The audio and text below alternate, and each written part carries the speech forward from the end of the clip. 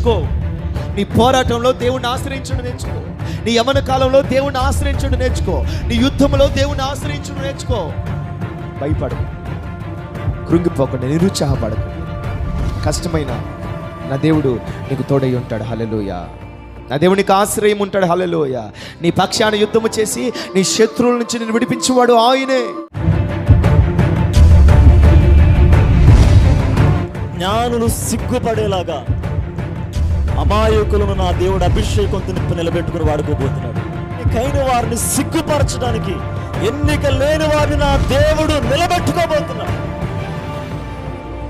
After all గా పిలువబడిన వారిని అందనంత ఎత్తుకు నా దేవుడు తీసుకెళ్ళబోతున్నాడు. నీ చరిత్ర మార్చబోతున్నాడు ఆయన.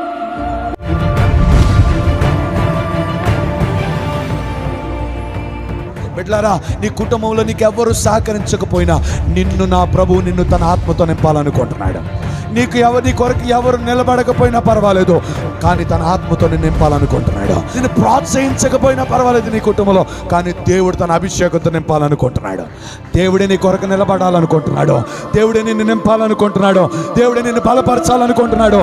దేవుడే నిన్ను కృపతో అభిషేకించాలని